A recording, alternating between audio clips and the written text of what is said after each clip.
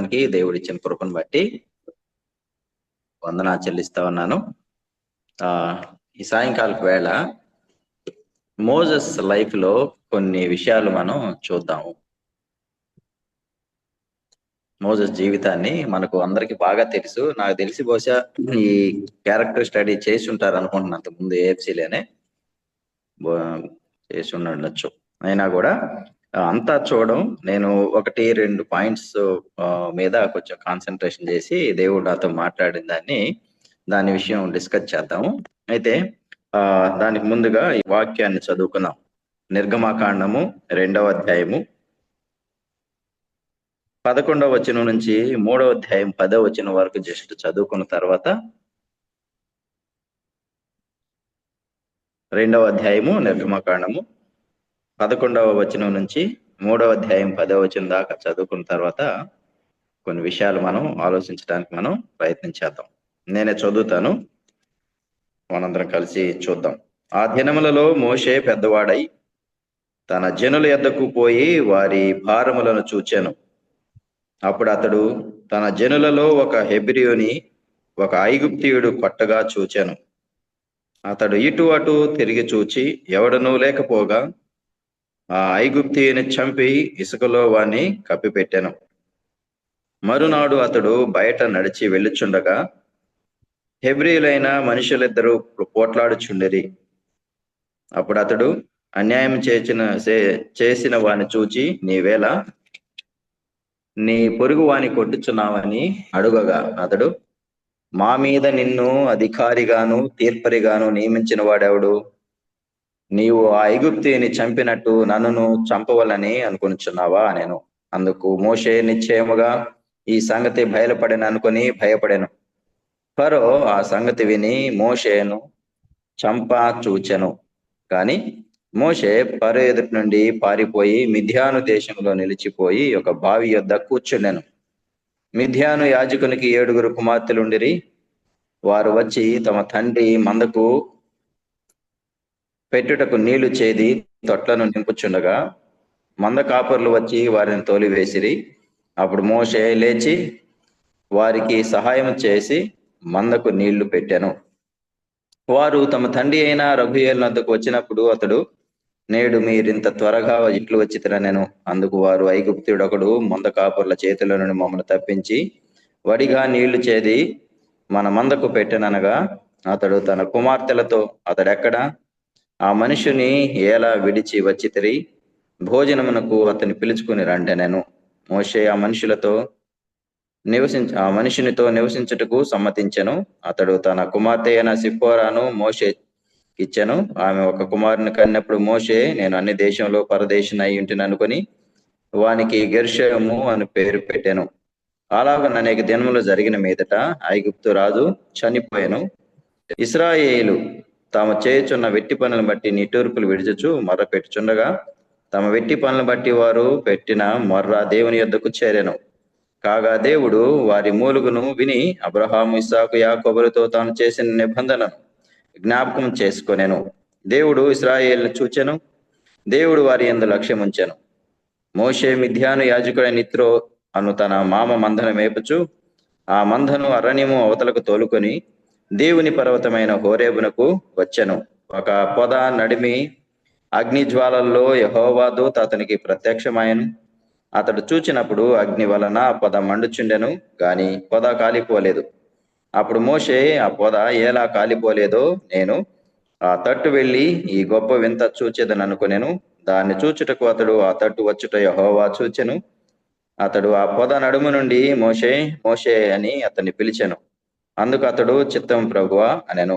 అందుకు ఆయన దగ్గరకు రావద్దు, నీ పాదముల నుండి నీ చెప్పులు విడువుము, నీవు నిలిచి ఉన్న స్థలము పరిశుద్ధ ప్రదేశము అనెను.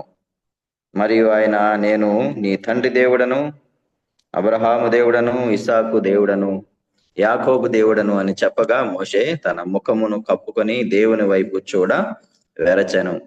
మరియు యెహోవా ఇట్లనెను, నేను ఐగుప్తులోనున్న నా ప్రజల బాధను నిశ్చయముగా చూచి తిని పనుల్లో తమను కష్టపెట్టు వారిని బట్టి వారు పెట్టిన మొర్ర వింటిని.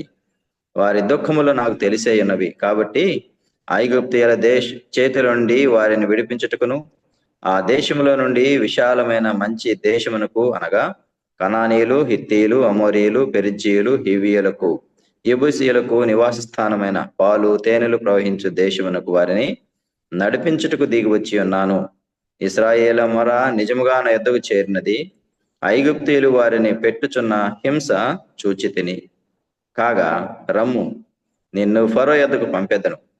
ఇశ్రాయేలీయులైన నా ప్రజలను నీవు ఐగుప్తులో నుండి తోడుకొని పోవలెను అనెను.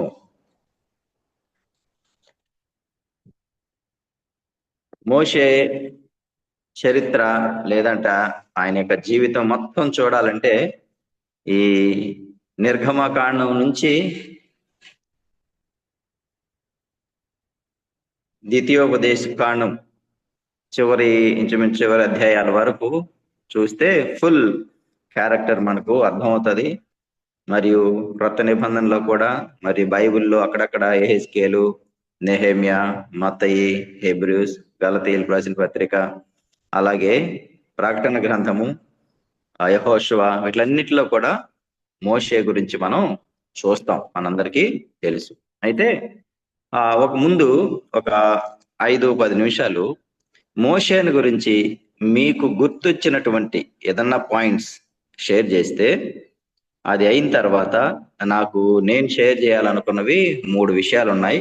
ఆ 3 విషయాలు మాత్రమే మనం షేర్ చేసి నేర్చుకోవడానికి మనం ప్రయత్నం చేద్దాం. మీకు మీ మనసుకి మోషే గురించి, ఆయన మొదలైనప్పటి జీవితం నుంచి తర్వాత ఎండింగ్ వరకు ఆయన క్యారెక్టర్ గురించి, ఆయన పని గురించి, దేవుడితో అతనుకున్న సంబంధం, ఇశ్రాయేలీలతో ఉన్నటువంటి సంబంధం, ఆయన లీడ్ చేసిన విధానం, అట్లన్నిటిలో మీకు ఏదన్నా గుర్తొచ్చినవి టగటగా మనం కానీ షేర్ చేసుకున్నట్లయితే, తర్వాత నేను ఒక 3 విషయాలు ఉన్నాయి, అవి మనం వాటి మీదే కాన్సన్ట్రేషన్ చేసి కొన్ని విషయాలు నేర్చుకోవడానికి మనం ప్రయత్నించేద్దాం. షేర్ చేస్తారా?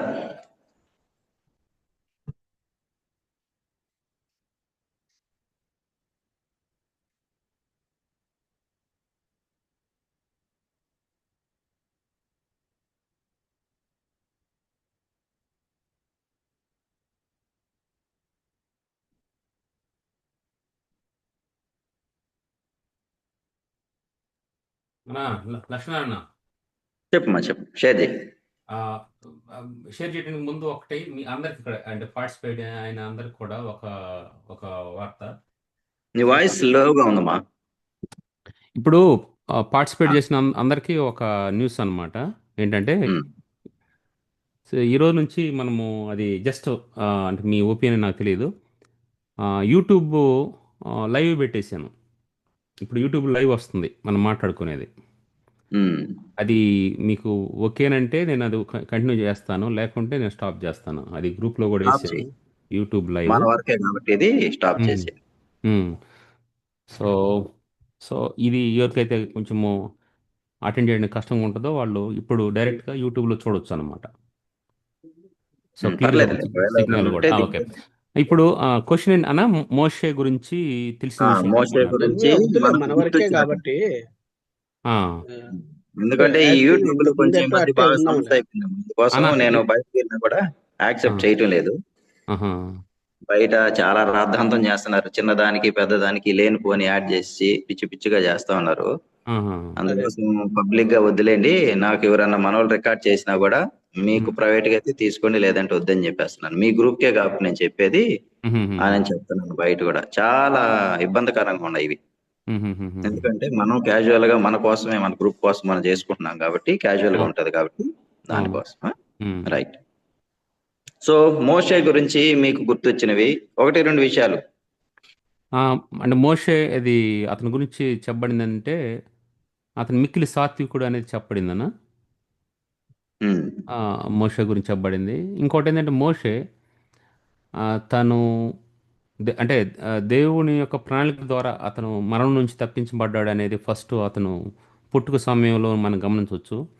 ఏ విధంగా ఆ టైంలో చిన్న పిల్లల్ని 2 సంవత్సరాల లోపు ఉన్న వాళ్ళందరినీ అర్థం చేయాలన్నప్పుడు అదొక థాట్. దేవుడు ఒక ప్రణాళికతో అతన్ని అన్ని పరిస్థితుల నుంచి తప్పించాడు, అందరి పిల్లల్లాగా కాకుండా. సో ఇతన్ని ఆ సమయంలో మరణం నుంచి తప్పించాడు.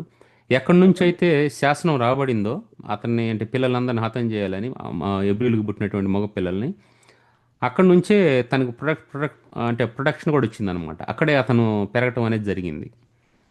సో అదే మనం గమనించవచ్చు. ఇంకోటి అంటే మోషే ఎడల దేవుడు కలిగి ఉన్న ఉద్దేశం, ఆయన అనేక ఇజ్రాయెల్ ప్రజలను విడిపించాలి అని ఆలోచన ఉంటే ఆ, అతను మోషే కొంచెం తొందరపడి ఒక హెబ్రిని విడిపించడం ద్వారా తను అంటే ఇక వాళ్ళకి అతను విడుదల కలుగజేయచ్చు అన్న ఆలోచన అన్నట్టుగా అక్కడ ఒక హత్య చేయడం అనేది మనం చూస్తాం మొట్టమొదటిగా. సో ఇట్లా ఫ్యూ థాట్స్ అని ఇంకా వేరే వాళ్ళకి కూడా ఛాన్స్ ఇద్దాం. మాట్లాడకపోతే నేను మాట్లాడతాను. రైట్. అన్న, దేవుని ఇల్లంతటిలో నమ్మకమైన వాడు, సాత్వికుడు రైట్. అన్న.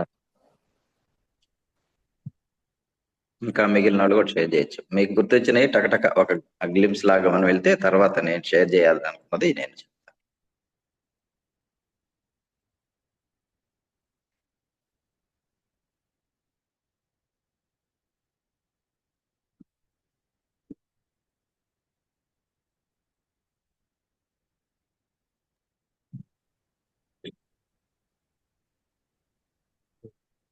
లక్ష్మీనారాయణ నాన్న చెప్పండి అన్న.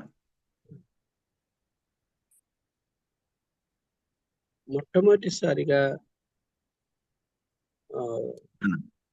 సీనాయి పర్వతం మీద దేవుని దగ్గర నుంచి దేవుని స్వహస్తాలతో రాయబడిన ఆ 10 ఆజ్ఞల పలక అనగా ఒక విధంగా చెప్పాలంటే వర్డ్ ఆఫ్ గాడ్ ని దేవుని దగ్గర నుంచి రిసీవ్ చేసుకున్న గొప్ప దైవజనుడు మోసే. అంత మాత్రమే కాదు కానీ అంటే ఈనాడైతే మనకు ఫుల్ బైబిల్ ఉంది చేతిలో. ఆ రోజుల్లో ఆ వర్డ్ ఆఫ్ గాడ్ ని, ఆ యొక్క ఆజ్ఞల పలకల్నే, అంటే నిర్గమాకాండంలో స్టార్ట్ అయిన ఆ యొక్క వర్డ్ ఆఫ్ గాడ్ నేను ఈ మధ్య కాలంలో యజ్రా, నెహెమ్యా ఈ భాగాలు చదువుతా ఉన్నప్పుడు ఇస్రాయేళ్ల సర్వ సమాజము కూడుకున్నప్పుడల్లా అవి చదువుతూ వచ్చేవాళ్ళు.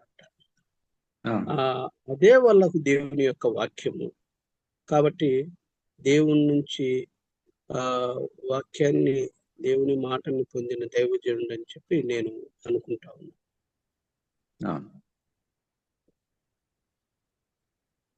ఇంకా మిగిలిన వాళ్ళు షేర్ చేయండి. మీకు ఏది గుర్తించిన చేయొచ్చు, టక్ చేస్తాం. పత్రికలో మోషేని కూడా విశ్వాస వీరుల లిస్ట్ లో ఉంటారు కదన్నా. సో ఆయనకున్నటువంటి ఒక గొప్ప లక్షణం ఇక్కడ రాయబడి ఉంది ఏంటంటే, విశ్వాసాన్ని బట్టి ఐగుప్తు ధనం కంటే దేవుని ప్రజలతో శ్రమ అనుభవించటం మేలు. తర్వాత అలాంటి మాటలు ఆయన గురించి రాయబడింది. అంటే ఆయన లోకల్ వరల్డ్లీ బెనిఫిట్స్ అనేవి ఏం చూసుకోవాలా, దేవుని విషయం అయినటువంటి పనుల మీదే తను నిందపడినా కానీ పర్లేదు అనేటటువంటి ఒక విశ్వాస వీరుడు. మరొకటి ఏంటంటే, ప్రతి దానికి కూడా ఇస్రాయేల్ ప్రజలు నడిపిస్తా ఉన్నప్పుడు వాళ్ళు సణుక్కుంటా గొనుక్కుంటా అన్ని లక్షల మందిని నడిపించడానికి నిజంగా ఒక ఆత్మీయ నాయకుడు మోషే వంటి నాయకుడిని దేవుడు పర్ఫెక్ట్ గా సెలెక్ట్ చేసుకున్నాడేమో. ప్రతి దానికి కూడా ఆయన దేవుని దగ్గర కనిపెట్టడం, దేవుని మాట చొప్పునే చేయటం అనేది మోషేలో ఒక గొప్ప క్యారెక్టర్ అన్నమాట. అందుకే హీఈస్ ఏ స్పిరిచువల్ లీడర్ అని చెప్పొచ్చు అన్నమాట. ఇంకా మిగిలిన వాళ్ళు అన్నా లక్ష్మణ్ అన్న బ్రదర్ చెప్పండి అన్న. Praise Lord. అదే మనం ఫస్ట్ బైబిల్లోనే ఫస్ట్ లీడర్షిప్ క్వాలిటీ మనం మోషేలోనే చూస్తాం. ఎందుకంటే అబ్రహాం ఉన్నా కూడా ఇండివిజువల్ లైఫ్స్ వస్తాం కానీ ఆయన పెద్ద జనాలు నడిపించినట్టు చూడలేం. జనాంగాన్ని నడిపించిన సందర్భం అబ్రహాంలో లేదు. అవును, లేదు. ఫస్ట్ టైం లీడర్షిప్ క్వాలిటీ అంటే దేవుని యొక్క అతి ఉత్కృష్టమైన, అంటే ద లాఫియెస్ట్ క్వాలిటీ ఈ సీన్ ఇన్ మోజెస్ ఫస్ట్. అదే గమనించిన, అదే ఇది మోజేలో ఉన్న చాలా వాటిని యేసు క్రీస్తులో మనం చూస్తాం. ఏది పుట్టుక విషయంలో కానీ ఎలాగ ఆ టైంలో అందరిని అందరిని చంపేయండి అనేటప్పుడు ఎలాగ how Jesus Christ was saved, అంటే ఇన్ఫెంట్ జీసస్ ఎలా సేవ్ చేయబడ్డాడో అలా మోషన్ సేవ్ చేసిన విధానం ఏంటంటే, అప్పుడు యూదులు లేదా ఇజ్రాయేలీలు, అప్పుడు ఇజ్రాయేల్ అనే పేరు లేకపోయినా ఆ యూదులు వాళ్ళందరినీ ఎలా చెర నుంచి తప్పించాలి అనే ఆలోచన వచ్చింది. అంటే ఇజ్రాయేలీలే వాళ్ళు ఇజ్రాయేలీలే, అప్పటికి అబ్రహాం మన యాకోబు అయిపోయింది కాబట్టి తండ్రి ఇజ్రాయేలీలే, వాళ్ళందరినీ ఎలా తప్పించాలి అనేది. అంటే అక్కడ బబులోన్ నుంచి ఈజిప్ట్ నుంచి తప్పించటం అండి అట్లా, ఇక్కడ యేసుక్రీస్తులో మనందరినీ ఈ లోక పాపం నుంచి తీసుకురావటం అనేది కంపారిజన్ చూడొచ్చు. అంటే అంత ఇచ్చిన పని మొత్తం యేసుక్రీస్తు వారు కూడా దేవుని చిత్తానుసారమైన జీవితాన్ని జీవించి తిరిగి అప్పచెప్పాడు. సేమ్ మోషే కూడా అంతే. ఇక్కడ యేసుక్రీస్తు చనిపోయాడు, తిరిగి లేచి మనకి, అంటే దేవుడు కాబట్టి. ఇక్కడ మోషే ఎలాగంటే ఇంకా మనకోసం చనిపోయాడు, ఇంకా అంతే. ఇంకా ఈ the first death for the people నాకు చెప్పాలంటే అలాగా అనిపిస్తుంది నాకు అప్పుడప్పుడు. సో అన్ని అంటే ఆ సహించడం కానీ అవన్నీ గమనిస్తే ఒక్కొక్కరి విషయంలో దేవుని యొక్క పెద్ద మహాప్రబల్యం చూశాడు, మహిమను చూశాడు, అంతా చూశాడు అనమాట. దేవుని దగ్గర ఆయనతో మాట్లాడిన అనుభవం, ఆయన మాటని ప్రజలు తీసుకొచ్చి చెప్పడం, వీళ్ళు సరిగా ఇండిసిప్లిన్ గా ఉంటుంటే వీళ్ళు వైలేట్ చేయటం, వీటన్నిటిని మళ్ళా దేవుడితో ఆయన రిక్వెస్ట్ చేసుకోవటం, ఈ మధ్యలో నలిగిపోవటం చూసి గొప్ప క్వాలిటీ ఏంటంటే దేవుడు బాగా అబ్జర్వ్ చేశాడు మోసేని. ఎందుకంటే చాలా క్లియర్ గా అబ్జర్వ్ చేశాడు ప్రజల కోసం ఎంత తపన పడ్డాడని. వాళ్ళు పాపం చేస్తే దేవుడు ఎంత బాధపడ్డాడో, దేవుడి యొక్క పరిశుద్ధతని గుర్తించుకొని వీళ్ళ పాపం యొక్క తీవ్రతను గుర్తించి ఏం జరిగిపోద్దు అని భయపడిపోయి అల్లాడిపోయి, నన్ను ఏం లైన్ చేయొద్దు, మీరు ఏదైనా ఉంటే నన్ను చంపే కానీ వాళ్ళని ఏమనొద్దు అని ఆ స్థాయికి వెళ్ళిపోయాడు. ఆ స్థాయికి వెళ్ళిపోయాడు. ఆ విషయానికి వస్తే అదే క్వాలిటీ యేసుక్రీస్తులో ఈ పాపాలని తన మీద వేసుకొని చనిపోయాడు. ఆ క్వాలిటీ ఫస్ట్ నుంచి దేవుని క్వాలిటీ మనకు చూపిస్తూ వచ్చాం, ఏదో విధంగా కనబడుతూనే వస్తుంది ఫస్ట్ నుంచి. అట్లా నాకు అనిపిస్తారు first replica of Jesus Christ అనిపిస్తుంది నాకు అట్లా. Okay, thank you. ఇంకెవరన్నా షేర్ చేస్తారా?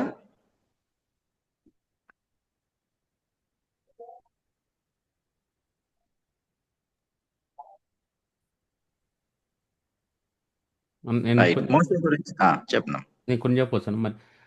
అక్కడ ఇది నిర్గమకాండము 32లో అంటే ఇట్లా దేవుడు కోపడతాడు ఇజ్రాయెల్ మీద.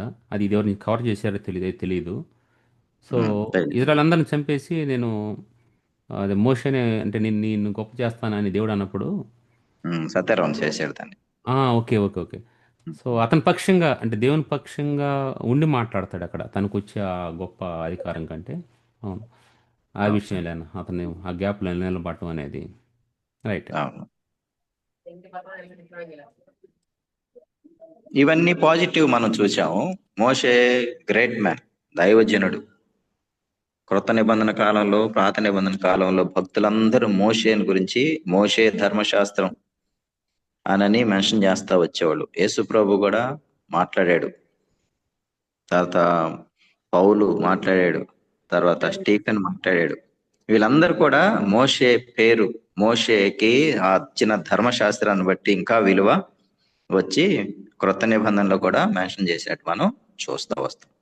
అయితే మోషేలో కొన్ని నెగిటివ్ పాయింట్స్ కూడా మనం ఆలోచిస్తా వస్తే, ఇప్పుడు మనం పాజిటివ్ చూసాం, చాలా అత్యధికంగా పాజిటివ్ ఉన్నాయి. మోషేలో నెగిటివ్ వేలో చూస్తే పిరికివాడు ఒకటి మనం చూడొచ్చు, అది ఇనిషియల్ టైంలో. తర్వాత దేవుడు చాలా సేపు ఆయనతో మాట్లాడినా కూడా తనకున్న భయాన్ని బట్టి చాలా రకాలైనటువంటి సాకులు చెప్పిన వాడుగా మనం చూస్తాం.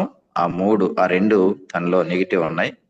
అసలైనటువంటి టాప్ నెగిటివ్ ఏంటంటే చాలా విపరీతమైన కోపిష్టి. అది స్టార్టింగ్ నుంచి ఉంటది, చివరి ఎండింగ్ లో కూడా అదే తన్ని లాస్ చేస్తుంది.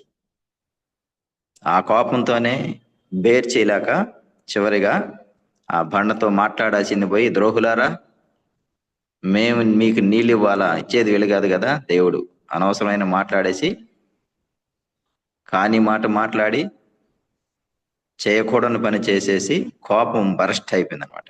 సో అది తన జీవితంలో చాలా ఓవరాల్ గా డ్యామేజ్ చేసింది దాన్ని. ఎంత సాత్వికుడో, ఎవరు ఏమన్నా సరే సాగిలి పడేవాడో, ఒక సమయం వచ్చినప్పుడు చాలా కోపం.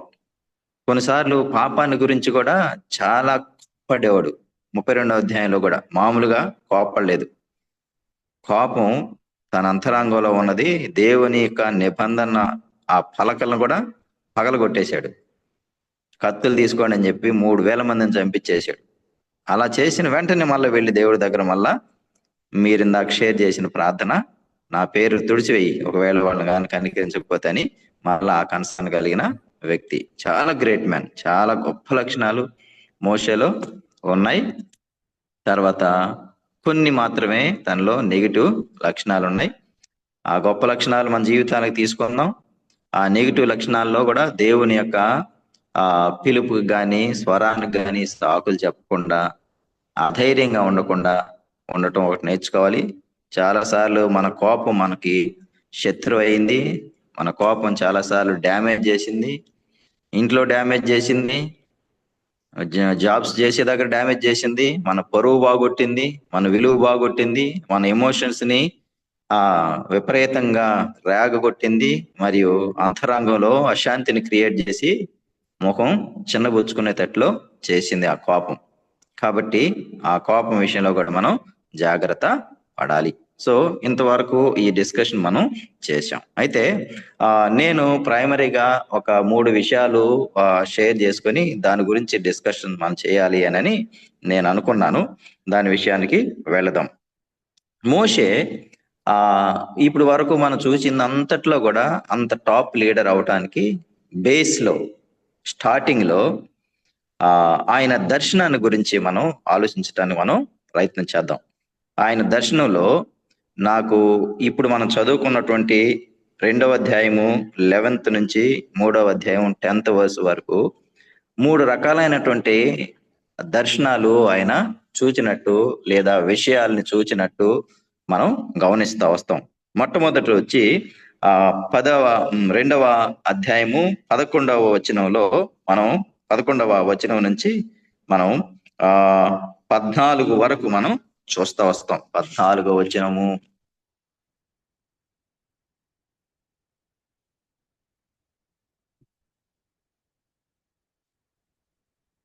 ఇంచుమించు 16 వరకు దాన్ని మనం చూడొచ్చు. 14, 15 వరకు మనం చూడొచ్చు. అందులో మొట్టమొదట తన యొక్క దర్శనం అక్కడ స్టార్ట్ అయినట్టు మనం గమనిస్తూ వస్తాం. తన యొక్క మిగిలిన జీవితం అంతటికీ కూడా ఇది ఒక స్మాల్ బేస్ గా మనం చూస్తాం. 2వ దర్శనాన్ని వచ్చి మనం ఆయన మిథ్యానుకు వెళ్ళినప్పుడు మనం చూస్తాం. దాన్ని మనం ఆలోచించడానికి మనం ప్రయత్నం చేద్దాం. మొదటి 40 years లో ఒక దర్శనం చూస్తాడు.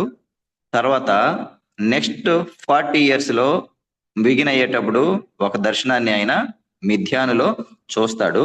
ఆ 40 years 40 years అయిపోయిన తర్వాత 80 years స్టార్టింగ్ లో బహుశా ఇంకొక దర్శనం 3వ అధ్యాయంలో మనం గమనిస్తూ వస్తాం. ఈ దర్శనాల గురించి మనం కొంచెం థింక్ చేయడానికి మనం ప్రయత్నం చేద్దాం, డిస్కస్ చేయడానికి మనం ప్రయత్నం చేద్దాం. మొట్టమొదట 11వ వచనం నుంచి 2వ అధ్యాయము 15 వరకు మనం కానీ చూసినట్లయితే, మోషే ఆ దినాల్లో పెద్దవాడైనప్పుడు తన జనుల యొద్దకు పోయి వారి భారాల్ని చూచాడు. అంటే ప్రస్తుతానికి ఆయన ప్యాలెస్ లో ఉన్నాడు, మంచి వసతిలో ఉన్నాడు, మంచి స్థితిలో ఉన్నాడు.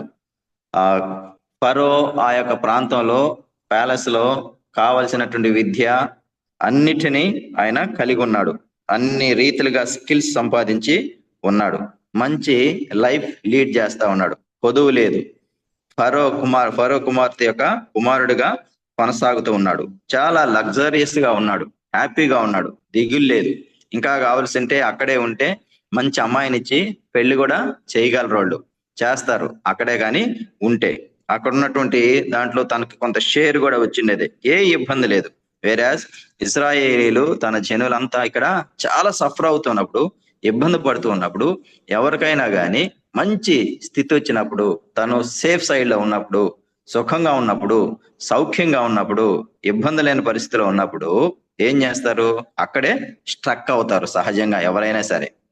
ఆ రోజుల్లో ఎక్కడైనా సరే బాగా వాటర్ ఉన్నాయనుకోండి, ఆ ప్రాంతంలో వాళ్ళు అక్కడ సెటిల్ అయిపోయేవాళ్ళు. అంటే వాళ్ళకి అనుకూలమైన ప్రాంతం ఎక్కడైనా కానీ ఉంది అని అంటే సుఖంగా జీవించడానికి, సౌఖ్యంగా బ్రతకటానికి ఆ ప్రాంతంలో మనుషులు అక్కడనే స్టిక్ అయిపోయే నేచర్ ఉన్నట్టు మనం చూస్తా వస్తాం. అయితే ఆ మోజస్ అలాంటి స్థితిలో ఉండగా ఇప్పుడు ఏమైంది, తన జనుల దగ్గరికి వెళ్ళటం మనం చూస్తాం. అక్కడికి వెళ్ళి కొన్ని దృశ్యాలు ఆయన గమనిస్తాడు. అంతకుముందు వెళ్ళాడో లేదో మనకు తెలియదు, ఇప్పుడు విజిట్కి వెళ్ళాడో లేదంటే ఏ కారణాన్ని బట్టి వెళ్ళాడో చూడటానికి వెళ్ళాడో తెలియదు, కానీ అక్కడికి వారి ప్రజలను ఆ చూడటానికి పెద్దవాడైనడు జనుల ఎద్దకు పోయి వారి భారాల్ని చూచినట్టు మనం గమనిస్తా వస్తాం. ఇది ఫస్ట్ దర్శనంగా తనకి ఇనిషియల్ గా గమనించినట్టు మనం చూస్తాం.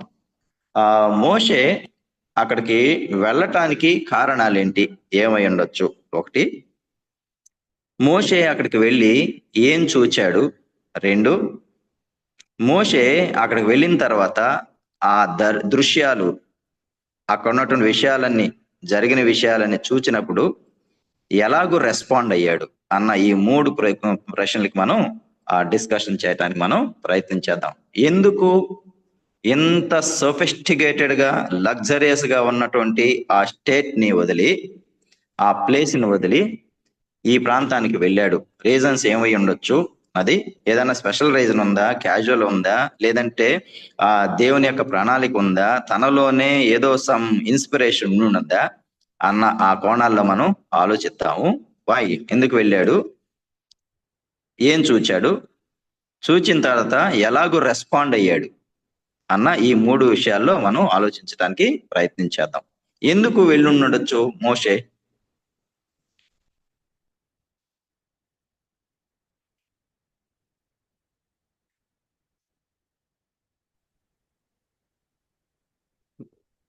అది తన అంటే ప్రజల శ్రమను చూడటానికి వెళ్ళి ఉండొచ్చు అది. ఎందుకంటే అది వాళ్ళ తల్లి దగ్గర ఉన్నప్పుడు తను అంటే ఆ ఉన్న కొంత సమయం అంటే తర్వాత కూడా ఆమె పెంచింది కాబట్టి పాలు ఇచ్చేసి on behalf of queen of Egypt. So తన ప్రజలని తనకి చెప్పుకుంటుందన్న బాగా, అంటే నీ ప్రజలు ఎట్లా సఫర్ అవుతున్నారని చెప్పుండొచ్చు. వాళ్ళని చూద్దాం ఎట్లా ఏ విధంగా ఉన్నారని ఆశ ఒకటి ఉండొచ్చు. అలా క్యాజువల్ గా విజిట్ చేసి ఉండొచ్చు. ఇంకా మిగిలిన వాళ్ళు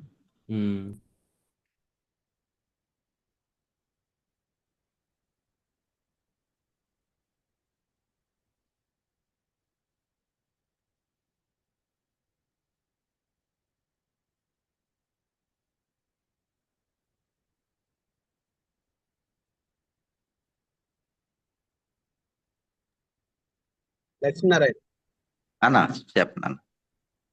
నేను అనుకుంటున్నాను, అంటే మోసేని చిన్నప్పుడు మరి ఫరో కుమార్తె తన్ని తీసుకున్నప్పుడు, అంటే అప్పుడు ఉండే పరిస్థితిని బట్టి మరి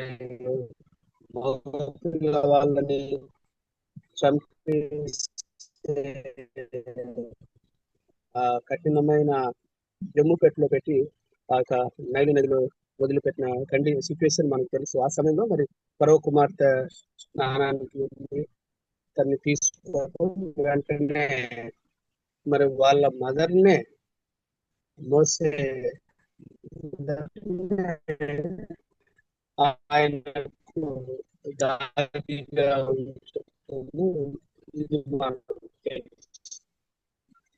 అయితే అలా ధైర్యం చేసి మోసేని పెంచటంలో మరి అప్పుడే తను అంటే ఈ ప్రజలు అంటే తనుకుంది మరి ఇది ఒరిజినల్ కాదు, తన ప్రజలైన వారు మరి ఇశ్రాయేలీయులు తన ప్రజలు అన్న విషయము ఆమె అదే అంటారు కదా, ఉగ్గుపాలతో బోధించటము అని అంటారు. ఆ రీతిగా మోసేకి వాళ్ళు తన ప్రజలు కష్టపడుతున్నారు, శ్రమ పడుతున్నారు అన్న విషయము మరి రాజ ప్యాలెస్ లో ఉన్న వాడికి వీళ్ళు తన ప్రజలు వాళ్ళెవరు అనేది తెలియదు. కానీ పెంపకం తన తల్లే తనకు దాదిగా ఉన్న పరిస్థితిలో ఆ తల్లి తనకు బోధించి ఉండవచ్చు అని చెప్పని నేను అనుకుంటున్నాను. రైట్, అయి ఉంటది. అయితే ఆయనకి ప్యాలెస్కి వచ్చిన ఏజ్ మనకు తెలియదు, పెద్దవాడు ఎంతవరకు పాలు విడిచే వరకు ఉన్నాడో, ఆ లోపల ఎంతవరకు ఆమె టీచ్ చేసిందో కానీ మనకు ఐడియా లేదు. ఎనీహౌ ఆయనకి ఎవరన్నా షేర్ చేస్తారా దీన్ని? అన్న చెప్పింది ఎవరన్నా యాడ్ చేస్తారా?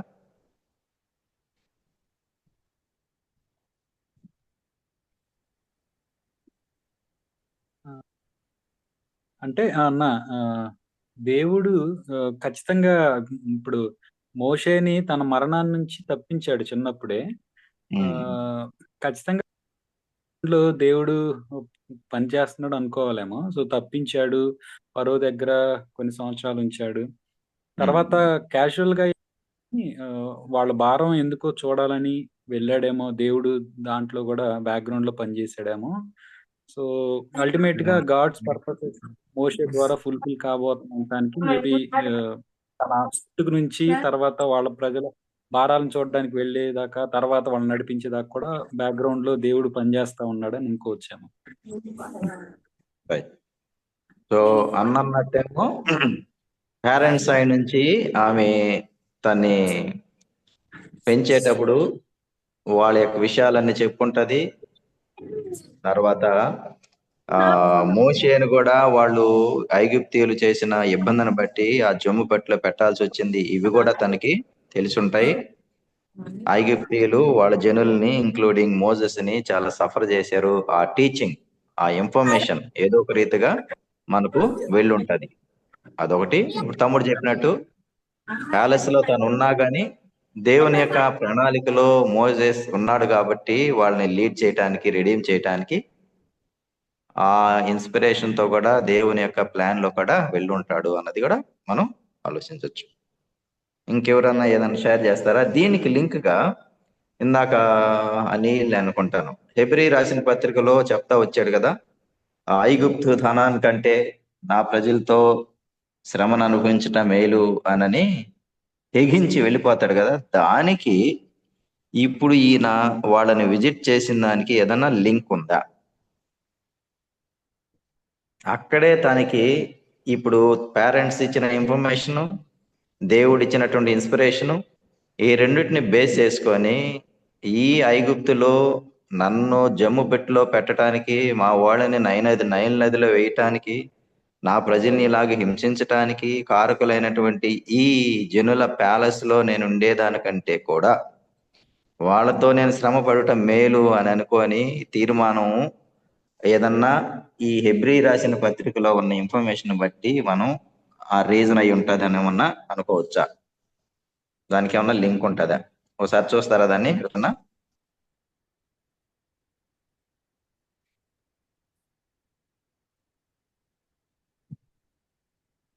ప్యాలెస్ నుంచి అక్కడికి వెళ్ళటంలో, అక్కడ విజిట్ చేయటంలో ఈ తెగింపు ఏమైనా ఉందా? ఈ ఆలోచన ఏమైనా ఉందా?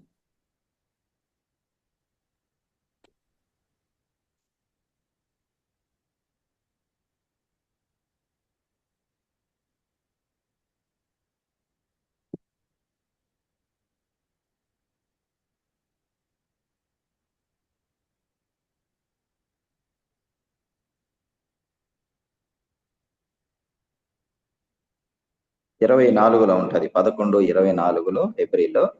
మోషే పెద్దవాడైనప్పుడు విశ్వాసమును బట్టి ఐగుప్తు ధనము కంటే క్రీస్తు విషయమైన నింద గొప్ప భాగ్యమని ఎంచుకొని అల్పకాలము పాప భోగము అనుభవించుట కంటే దేవుని ప్రజలతో శ్రమ అనుభవించుట మేలని యోచించి ఫరో కుమార్తె యొక్క కుమారుడు అనిపించుకొనుటకు ఒప్పుకొనలేదు.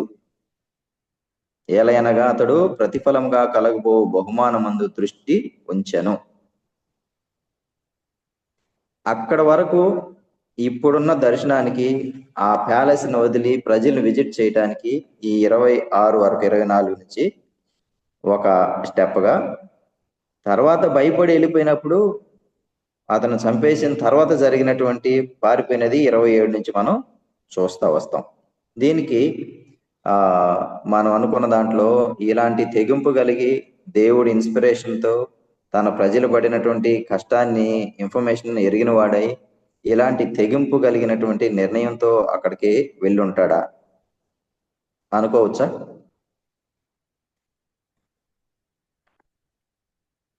అనుకోవచ్చు అన్న, డెఫినెట్లీ. నేను అదే అనుకున్నాను. ఒకవేళ మీరు ఏదన్నా సరి చేయాలి, లేదంటే అలా కాదు ఇలాగని అంటే ఎవరైనా చెప్తే మనం దాన్ని డిస్కస్ చేయొచ్చు. నేను అలా అనుకుంటున్నాను. ప్యాలెస్ లో ఉన్న వ్యక్తి, ఇంత మంచిగా ఉన్నటువంటి వ్యక్తి తన ప్రజల దగ్గరికి వెళ్ళటం, విజిట్ చేయటం, వాళ్ళకి అందుబాటులోనికి వెళ్ళటం, అలాంటి పేదరికమైన మామూలు ఇళ్లలోనికి బహుశా ఇంచుమించు 30+ ఇయర్స్ ఉంటాయేమో ఈ టైంకి నాకు తెలిసి. నియర్లీ 30 to 40 మధ్య ఉంటాడు ఈ జరిగినప్పటికీ. 40 yearsకి వస్తున్నాడు. ఇంచుమించు 2, 3 లేదంటే 5 సంవత్సరాలు అప్పుడు వెళ్ళిన 35 years అక్కడ పెరిగాడు. అన్ని విద్యలు నేర్చుకున్నాడు. అంటే తన కల్చర్ అంతా ఈజిప్షియన్ కల్చర్లో ఉండిపోయింది, ప్యాలెస్ కల్చర్లో ఉండిపోయింది, రాజపుత్రుని యొక్క కల్చర్లో ఉండిపోయింది. అలా ఉన్నటువంటి వ్యక్తి, అన్ని సంవత్సరాలు అక్కడ పెరిగినటువంటి వ్యక్తి, అనుభవించినటువంటి వ్యక్తి, ఒక లైఫ్ స్టైల్కి అలవాటు పడిన వ్యక్తి, ఇటుకలు రాయిలు పని చేసుకునేవాళ్ళు, కూలోళ్ళు, లేబరు ఉన్నటువంటి ఆ ప్రాంతానికి వెళ్ళటం అన్నది దేవుని ఇన్స్పిరేషన్లో, తన పేరెంట్స్ గురించిన ఇన్ఫర్మేషన్ తెలిసిన దాంట్లో తాను తీసుకున్నటువంటి తెగింపుతో కూడినటువంటి నిర్ణయం అయి ఉంటుందా అని నేను అనుకుంటున్నాను. హెబ్రీ రాసిన పత్రికలో ఉన్న దాన్ని బట్టి 24, 26 వరకు. ఒకవేళ ఏదన్నా ఉంటే మీరు యాడ్ చేసి లేదంటే సరి చేస్తే మనం ముందుకు వెళ్ళిపోదాం. అది కరెక్టేనన్నా. విషయం ఏంటంటే ఇప్పుడు ఒకవేళ అది ఆ ఉద్దేశం కాకపోతే అతను ఇప్పుడు సహజంగా ఒక అంత ఏజ్లో ఉండి అతను అంతఃపురంలో ఉన్నప్పుడు ఆ రాజు తర్వాత ఫరో తర్వాత అయ్యేదానికి అవకాశం ఇతనికే ఉందనుకుంటాను. వాళ్ళకు అంటే కూతురు కొడుకు అన్నట్టుగా అతనికి అవకాశం ఉండొచ్చు. సో అట్లాగా ముందు నువ్వు అంటే రెస్పాన్సిబిలిటీస్ తీసుకోవడానికి ముందు అసలు what is going on in the world and in that Kingdom. So ఆ రాజ్యంలో ఏం జరుగుతుంది అనేది ముందు చూడాలి కదా, చూసుకుంటా అంతా పరిచయం చేసుకుంటా ఆ విధంగా అంటే తన సక్సెసర్ని అట్లాగా ప్రిపేర్ చేయాలి ఫరో. కానీ ఇక్కడ అట్లా ఉద్దేశం అగపట్టలేదు. అక్కడ 11వ వచనంలో ఏమంటున్నాడంటే ఆ దినముల్లో మోషే పెద్దవాడై తన జనుల యొద్దకు అంటే అతనికి అప్పుడే వాళ్ళమ్మ ఉగ్గిపాలతో నూరిపోసినటువంటి ఆ పాఠాలు అతనికి ఇక నా మైండ్కి వస్తూ ఉన్నాయి. దేవుడు రిమైండ్ చేస్తూ ఉన్నాడు. సో అందువల్లనే తన జనుల యొద్దకు పోయి అని అంటే స్పెసిఫిక్గా తన ప్రజలను కలవటానికి వెళ్ళాడు. అసలు మమ్మ చెప్పింది కదా మమ్మ, so what is going on, let me have a look అన్నట్టుగా తను తన ప్రజలకే పోయాడు. అంతేగాని ఇతను ఒక మోషేకి ఫరోకి ఒక సక్సెసర్గా పోయి మనము అన్నీ ఒక జనరల్ నాలెడ్జ్ కలిగి ఉందాం, అసలు ఎట్లా మేనేజ్ చేయాలి టాస్క్ ఫోర్స్ని, సో ఎట్లాగా వాళ్ళకి వర్క్ ఇవ్వాలి, ఏ విధంగా మనం చూడాలి అనే ఉద్దేశం కాదు అతనికి.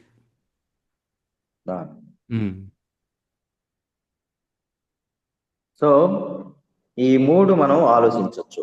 ఓవలేషన్ చెప్పింది, పేరెంట్స్ నుంచి వచ్చిన ఇన్ఫర్మేషన్, అనిల్ తమ్ముడు చెప్పింది, దేవుని యొక్క ఆల్రెడీ ప్లాన్ ఉంది కాబట్టి ఆ ఇన్స్పిరేషన్లు, తను అంతరంగంలో ఆ యొక్క ఇన్స్పిరేషన్ ఉంది కాబట్టి ఆ తెగింపుకి వచ్చినట్టు మనం చూస్తూ వస్తాం.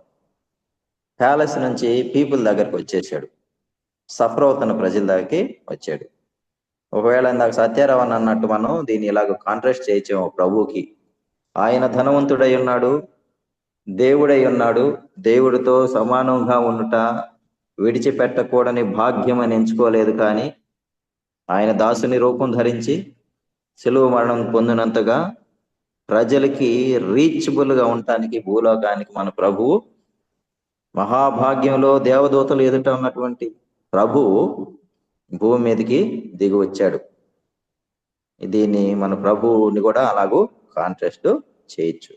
అయితే ఇక్కడనే మనం ఒక అప్లికేషన్ మనం తీసుకున్నాం, లేదంటే ఇంకొక రీతిగా ఆలోచిద్దాం. దేవుడి ప్రణాళిక ఆల్రెడీ మన ఎడల ఏదైనా ఉంటే, ఒక వ్యక్తి ఎడల ఉంటే, ఒక ఇండస్ట్రీలో దేవుడు పనిచేయాలి ఈ వ్యక్తి అని దేవుడు తలంచుంటే, ఆయన యొక్క అనాది కాల సంకల్పం అయితే, ఈ వ్యక్తి ఇంకొక ఏరియాలో టైం బీయింగ్ గా ఉండి ఎంత కల్చర్డ్ గా ఉన్నా, ఎంత గొప్ప ఉద్యోగం ఉన్నా, ఎంత ఆదాయం ఉన్నా, పెద్ద బిజినెస్ అయినా, ఒక రకమైనటువంటి కల్చర్కి, సొఫిస్టికేటెడ్ కల్చర్కి అలవాటు పడిపోయి ఉన్నా, అతను అక్కడ జీవించే జీవితం ఆ ఇండస్ట్రీలో తను ఎల్లకాలం ఉండటానికి వీలు లేదని దేవుని ప్రణాళిక అయితే, ఇంకా పూర్ పీపుల్ ఏరియా దగ్గరికి పనిచేయాలని దేవుడి ఉద్దేశం అయితే, లేదా ఒక సంఘంలో పనిచేయాలని ఉద్దేశం అయితే, లేదా యుఎస్ఏలో పనిచేయాలని ఉద్దేశం అయితే, ఎట్టి పరిస్థితుల్లో ఆ సోఫిస్టికేటెడ్ గా ఉన్నటువంటి, లగ్జరియస్ గా ఉన్నటువంటి ఆ జాబ్ అయినా, ఆ ప్రాంతం అయినా, ఆ యొక్క ఆ ఏమంటారు వనరులైనా టోటల్ గా వదిలేసేసేటువంటి పరిస్థితి వస్తుంది. నిలవలేడు అక్కడ. అంతరంగంలో గొప్ప మంట ఉంటది తనలో. డేవిడ్ లివింగ్స్టన్ గారు ఆయన డాక్టర్ గా చదివాడట. ఎంతో మంచి ఉన్నతమైన స్టేజ్కి వెళ్లాల్సిన యుఎస్ నుంచి అనుకుంటున్నాను. అతను ఆఫ్రికా అడవుల్లోకి వెళ్ళాలన్నది దేవుని యొక్క ప్రణాళిక. కాబట్టి అక్కడ ప్రాక్టీస్ పెట్టుకొని లగ్జరియస్ గా ఉండటం అనేది తన మనస్సు, తన అంతరంగం యాక్సెప్ట్ ఉండలేకపోయాడు. సో దేవుని యొక్క ఉద్దేశం ఎక్కడైతే ఉందో ఆ ప్రాంతానికి ఆ ప్రజలు, మనోళ్ళు చాలా మంది ఉద్యోగాలు ముగిచ్చేసి వెళ్తూ ఉంటారు కదా సేవకి, అడవుల్లోకి వెళ్తుంటారు, పూర్ పీపుల్ మధ్య పనిచేస్తుంటారు. ఎంత ఉన్నతమైనటువంటి దాన్ని అక్కడ నిలవలేరు. తన అంతరంగం యాక్సెప్ట్ చేయలేదు. ఎట్టుంటదంటే లోపల గజిబిజి అయిపోతుంది, మంట వచ్చేస్తుంది. This is not my industry to work here or continue here అని అంతరంగంలో తీరనటువంటి ఆ గందరగోళం ఏర్పడుతుంది. మేబీ మోజెస్ కి అలాగే, నేను ఇంతగా ఇక్కడ ఉన్నా గానీ ఇది నా ఇండస్ట్రీ కాదు, నా యొక్క నివాస ప్లేస్ కాదు, నేను అనుభవించాల్సిన భాగ్యం ఇది కాదు, నేను శ్రమ పడాల్సిన ప్రాంతం వేరు అని అంతరంగంలో తనకి ఏదో ఒక రకమైనటువంటి మోటివేషన్ నిలవలేకపోయి ఉంటాడు అనుకుంటున్నా నేను. మన జీవితాల్లో కూడా దేవుడు ఒకవేళ ఒక ఏరియాలో పనిచేయాలి, లేదా ఒక దగ్గర ఒక జాబ్ చేయాలని దేవుడు ఇష్టమై ఉంటే, మనం ఇంకొక మార్గంలో, ఇంకో ప్రాంతంలో అది బాగుంది అని అక్కడ మనం సెటిల్ అయిపోయి ఉంటే, నిజంగా అక్కడ మనకు సంతోషం ఉండదు, అసలు తృప్తి ఉండదు, ఆనందం ఉండదు, కంటెంట్మెంట్ ఉండదు. అక్కడ నుంచి ఎప్పుడు వెళ్ళిపోతాం అన్నట్టు మనకు ఉంటది. చాలా ప్యాథటిక్ గా ఉంటది అక్కడ పరిస్థితి. ఆదాయం బాగా వస్తుండొచ్చు, అన్ని బాగానే ఉండొచ్చు, కానీ అంతరంగంలో తీరనటువంటి గందరగోళం, అసమ్మతి, అసంతోషం అనుభవిస్తూ ఉంటారు. అందుకోసమే ఎంత ఉద్యోగమైన వదిలిపెట్టేసి చిన్న పల్లెటూరు గ్రామానికి వెళ్ళి చిన్న సంఘాన్నో లేదంటే చిన్న ప్రజల మధ్య వర్క్ చేస్తూ ఉంటారు. మోషే ఇక్కడ ఆ తెగింపుతో కూడినటువంటి తీర్మానం చేసుకున్నవాడుగా మనం చూస్తాం. మన జీవితాలను ఇక్కడే పరిశీలించుకుంటే మనం ప్రస్తుతం ఉన్నటువంటి ఇండస్ట్రీ కరెక్టేనా, లేదంటే దేవుని యొక్క ప్రణాళిక ఏదో ఒక ప్లాన్ ఉందా, ఆల్రెడీ ప్రస్తుతం వర్క్ చేసిన ఏరియాలో కంటెంట్మెంట్ ఉందా, ఆనందం ఉందా, గందరగోళం ఉందా, అశాంతి ఉందా, ఏంటి అనేది మనం చెక్ చేసుకోవాలి. ఒకవేళ ఇప్పుడు మనం ఉన్నదే దేవుడు నిశ్చయించిన ఇండస్ట్రీ అయితే, ఒకవేళ పెద్ద ఆదాయం ఉండకపోవచ్చు, చాలా హ్యాపీగా ఉంటాం, దేవుని పర్పస్ నెరవేరుతుంది అని ఆ అష్యూరెన్స్ లో బ్రతుకుతూ ఉంటాం, సంతోషంగా బ్రతుకుతూ ఉంటాం. కాబట్టి ఎందుకు ఇలాగ వచ్చాడంటే ఇది రీజన్ అయి ఉండొచ్చు అని మనం నేను అనుకుంటున్నాను. తర్వాత అక్కడికి వెళ్ళిన తర్వాత ఏమేమి చూశాడు మోషే? ఇంత తెగింపుతో వెళ్ళాడు కదా, ఏమేమి చూశాడు చూద్దామా ఒకసారి. 3 విషయాలు ఉంటాయి, అవి నేను చెప్తాను, ఒకటి మీరు కూడా చూడొచ్చు. ఏం చూశాడు? మొదటి వచనం 11లో ఒకటి వచ్చి వారి భారాల్ని చూచాడు. రెండోది వచ్చి ఐగుప్తియుడు హెబ్రీయుని కొట్టడం చూచాడు. ప్రజలందరూ మాబ్బుగా అనుభవిస్తున్నటువంటి భారాల్ని ఆయన చూచాడు ఓవరాల్ గా. తర్వాత ఒక ఐగుప్తియుడు దౌర్జన్యంతో తన జనుల్లో ఒకరిని కొట్టడం చూచాడు. మూడోది ఇంటర్నల్ కాన్ఫ్లిక్ట్ అనమాట. ఇజ్రాయేలీలు ఇద్దరు పోట్లాడుకుంటున్నారు, హెబ్రీయులు ఇద్దరు పోట్లాడుకుంటున్నట్టు చూచాడు. ఈ 3 దృశ్యాల్ని అక్కడ మోషే చూచినట్టు మనం గమనిస్తూ వస్తాం.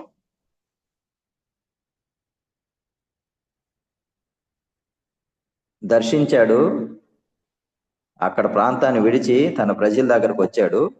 ఈ 3 రకాలైనటువంటి దృశ్యాల్ని, లేదా ప్రజలు సఫర్ అవుతున్నది, లేదంటే దర్శనాన్ని ఆయన చూచినట్టు మనం గమనిస్తూ వస్తాం. ఇప్పుడు అంత తెగింపుతో వచ్చినటువంటి మోషే, ఒకవేళ దేవుడి ఇన్స్పిరేషన్తో వచ్చినటువంటి మోషే, పేరెంట్స్ని గురించి ఆ విషయం తెలిసిన తర్వాత ఆయా కారణాలను బట్టి వచ్చినటువంటి మోషే ఈ దృశ్యాలన్నీ చూచిన తర్వాత ఎలాగూ రియాక్ట్ అయ్యాడు? ఒకసారి మనం షేర్ చేద్దామా? ఎలా రియాక్ట్ అయ్యాడు?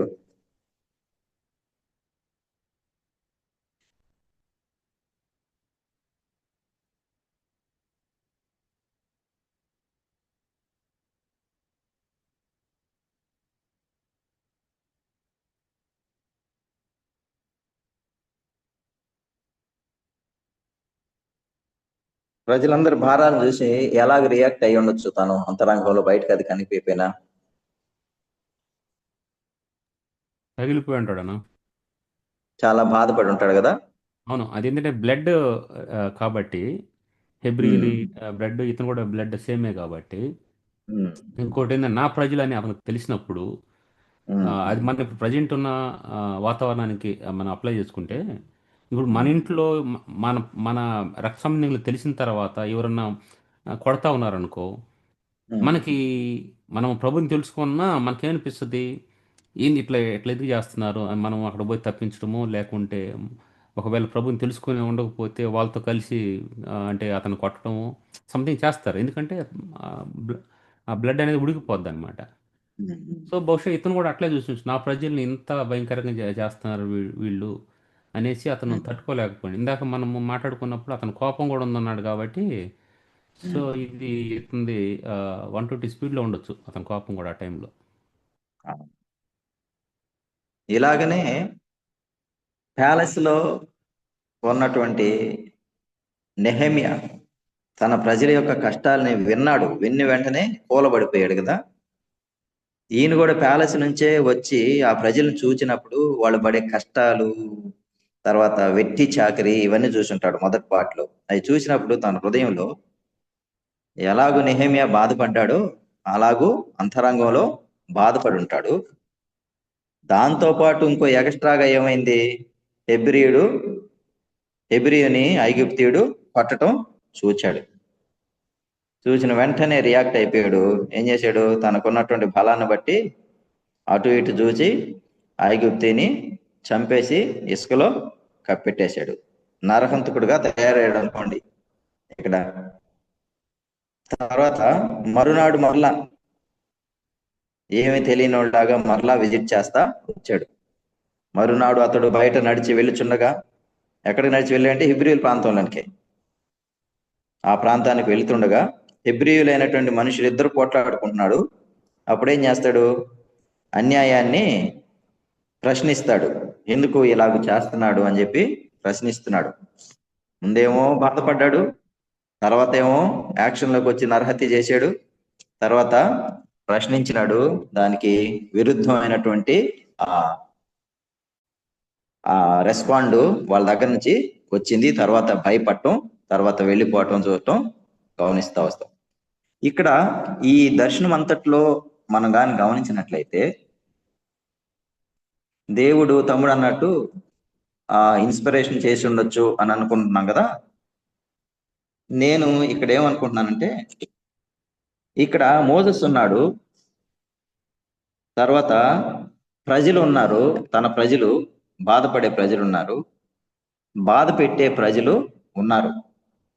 కానీ ఈ మోసెస్ రియాక్ట్ అయిన ఈ యొక్క విషయంలో చూస్తే దేవుడు కనిపించడు మనకు. అక్కడ దేవుడు కనిపించడు. మోసెస్ ఉన్నాడు, బాధపడుతున్న తన ప్రజలు ఉన్నాడు, బాధ పెడుతున్న వారు ఉన్నారు, కానీ తిని తీసుకున్నటువంటి యాక్షన్ లో సొంత నిర్ణయాన్ని తీసుకొని యాక్ట్ చేసినట్టు మనం గమనిస్తా వస్తాం. నేను ఇక్కడ ఏమనుకున్నానంటే, ఒక టైప్ ఆఫ్ నక్సలిజం నక్సల్స్ ఎలాగూ రియాక్ట్ అవుతాడో అలాగైనట్టు అనుకుంటున్నా నేను. తీవ్రవాదం. తీవ్రవాదులు కానీ నక్సలైట్స్ కానీ సహజంగా నక్సలైట్లు మావోళ్ళు వీళ్ళంతా ఎలాగో వచ్చింది అంటే, ప్రజలకి వేరే ప్రజలు చేస్తున్న అన్యాయాన్ని చూసి వాళ్ళ హృంతరంగంలో ఊగిపోయారు వాళ్ళు. అక్కడ దేవుడి స్థానం లేదు. ఎవరైతే నక్సలైట్లుగా ఉన్నారో వాళ్ళు ఉన్నారు, బాధపడే ప్రజలు ఉన్నారు, వాడి బాధలు ఉన్నాయి, అవి చూచారు వీళ్ళు. బాధ పెట్టే వాళ్ళు ఉన్నారు. ఉన్నప్పుడు ఏం చేశారంటే, వీళ్ళు ఆయుధాలు పట్టి ఈ ఆయుధాల ద్వారా, సొంత బలం ద్వారా, సొంత జ్ఞానం ద్వారా ఏం చేస్తా వచ్చేవాళ్ళు అంటే, ఎవరైతే అన్యాయం చేశారో వాళ్ళని ఎరగొట్టి అన్యాయం చేయబడుతున్న వారికి సపోర్ట్ చేయాలన్న దాంతో నక్సలిజం టైపు వచ్చినట్టు మనం చూస్తాం. బహుశా ఈయన ఇక్కడ అన్న లక్ష్మీనారాయణ, చెప్పు. నాకు ఒక థాట్. ఇప్పుడు అక్కడ నక్సల్స్ అనేది అన్నప్పుడు వాళ్ళు నా ప్రజలు వేరే ప్రజలను చూసుకోరు కదా, చూసుకోరు. ఇక్కడ మోషే చూస్తున్నాడు. ఎట్లా అంటే, ఇప్పుడు ఒక ఐగుప్తిని పడుతున్నప్పుడు చూసి వెంటనే అతన్ని అటాక్ చేసి చంపేశాడు కదా. అయితే ఇక్కడ 14 వచనంలో ఇద్దరు హెబ్రీయులు, అంటే ఒక హెబ్రీయుడు ఇంకో హెబ్రీయుని కొడుతున్నప్పుడు అంటున్నాడు కదా, అట్లాగా చేయలేదు అక్కడ. ఎందుకు అతను కొడుతున్నా అని చెప్పేసి అతన్ని పడి చంపేయలేదు. సో అక్కడ తను సమస్యను తీర్చే విధంగా డీల్ చేస్తున్నాడు. అంటే అతను ఒక ఫోకస్ ఏంది అక్కడ, వీళ్ళిద్దరూ ఒకే నా ప్రజలే కదా, నేను అక్కడ వాళ్ళ మీద రివైన్ తీసుకునేది ఏం లేదు. Just let me make a peace. ఎట్లాగ యేసు ప్రభు వారు మనకి దేవుని తండ్రికి మధ్యలో పీస్ చేశాడో, అట్లాగా వాళ్ళ మధ్య ఒక పీస్ ఎస్టాబ్లిష్ చేద్దాము. నేను వాడిని అతన్ని కొట్టి ఐగుప్తిని కొట్టినట్టుగా ఇతను కొడితే బాగుండదు, ఇతను కూడా నా బ్లడ్డే కదా అనేది. అక్కడ అతను బ్లడ్ ఇన్ఫ్లుయెన్స్ అనేది ఎక్కువగా ఉంది. తన ప్రజలనే ఒక సెల్ఫిష్ బిహేవియర్ ఉండొచ్చు. ఇంకోటి ఏంటంటే, అక్కడ అతను అంత ఎక్స్ట్రీమ్గా వెళ్ళాలనుకోలేదు. సో ఇతను కొంత ఆలోచన విధానం వేరు అనుకుంటున్నాను నేను అక్కడ వరకు. తన ప్రజల విషయంలో వరకు వాళ్ళిద్దరు పోట్లాడుకునే వరకు కొంచెం న్యాయంగానే, నమ్రతగానే, పాజిటివ్ గానే చేస్తున్నాడు. కానీ అతని మెయిన్ టార్గెట్, తన ఫ్యూచర్ ఏంటి? తన ప్రజల్ని ఐగుప్తీయుల నుంచి విడిపించటం దేవుని యొక్క అసలైన ప్లాన్. అక్కడ ఈ దృశ్యంలో తిని చేసింది డెడ్లీ లైకే నక్సల్స్ ఎలాగ చేస్తారో తన సొంత జ్ఞానంతో, సొంత బలంతో ఆయన హఠాత్తుగా చేసేసినట్టు మనం, అంటే నక్సలని వాడి ఎందుకు వాడని మనకు అర్థం కావడం కోసం నేను అలాగ వాడుతున్నాను. సో అలాంటి యాటిట్యూడ్ తో తిను సొంతంగా, అక్కడ దేవుడికి ఆస్కారం లేదు. తర్వాత తినే ఉన్నాడు, ప్రజలు ఉన్నారు, సఫర్ చేస్తున్నవారు, సఫర్ అయ్యేవాళ్ళు 3 బ్యాచ్లు ఉన్నారు. దీనికి వాళ్ళ ప్రజలకి ఇంటర్నల్ కాన్ఫ్లిక్ట్ తీసే విషయంలో మాత్రం పాజిటివ్ గానే డీల్ చేస్తున్నాడు కదా. అవునన్నా, అక్కడ పాజిటివ్ గానే ఉన్నాడు. దీనికి ఇప్పుడు ఈ నక్సల్స్ అనేది సమాన భావం, అందరు సమానమే, ఒకరు తీసుకోవడానికి లేదని వీళ్ళు మా ప్రజలు అనేది లేకుండా వాళ్ళు ఈక్వల్గా కొంత పోరాడుతున్నట్టు మనం అక్కడ చూస్తాము. ఇప్పుడు వీళ్ళు ఎక్స్ట్రీమ్ చేసేవాళ్ళు, నేను పేరు ఎత్తగానే ఫలానా కమ్యూనిటీ వాళ్ళు ఇప్పుడు వేరు వేరు దేశాలు, ఇప్పుడు ఇక్కడ మనం సిరియా కానీ ఇట్లాంటి కొన్నింటిలో చూసినప్పుడు మనకు సంబంధించిన వాళ్ళు కాలేదు అని అంటే వాళ్ళని హతం చేయటం అనేది అక్కడ సాధారణం అన్నమాట. సో అట్లాగా ఇక్కడ కూడా అంటే మోషే తన ప్రజల విషయంలో ఆలోచిస్తున్నాడే కానీ ఐగుప్తు అనే వ్యక్తి గురించి నేను ఇక్కడ ప్రాణం తీయటానికి లేను అన్నది ఆలోచించలేదు అక్కడ. సో ఇక్కడ చివరిగా దీన్ని క్లోజ్ చేస్తాను. మోషే త్యాగం చేసి తన ప్రజల దగ్గరికి వెళ్ళాడు, అది చాలా పాజిటివ్ విషయం. గొప్ప దర్శనం అక్కడ చూశాడు. ప్రజలు సఫర్ అవటం, పట్టటం, వీళ్ళు పోట్లాడుకోవటం, మిక్స్డ్గా ఉన్నటువంటి ఈ ప్రాబ్లమ్స్ తను చూచాడు. 2 రకాలుగా రెస్పాండ్ అయ్యాడు. ఒకటేమో 3 రకాలుగా రెస్పాండ్ అయ్యాడు. అంతరంగంలో బాధపడ్డాడు. రెండోది ఐగుప్తీయుడు కొడుతున్నప్పుడు తిను సొంత నిర్ణయంతో, సొంత బలంతో, వితౌట్ గాడ్ ఆయన యాక్ట్ అయ్యాడు. తన ప్రజలు ప్రాబ్లం వాళ్ళిద్దరు కొట్టుకుంటున్నప్పుడు ప్రశ్నించి సర్దుబాటు చేయడానికి, సరి చేయడానికి ప్రయత్నం చేశాడు. అయితే ఐగుప్తీయుల నుంచి తన ప్రజలను విడిపించేటువంటి భాగంలో తను చేసింది మాత్రం ఎగ్జాక్ట్ గా నక్సల్స్ ఎలాగ బిహేవ్ చేశారో అలాగూ చేశాడు. దేవుడు లేకుండా చేశాడు. పర్యవసానం ఏమైంది? అసలు అక్కడే ఉండకుండా ఆయన వెళ్ళిపోవటానికి ఆస్కారం ఏర్పడింది.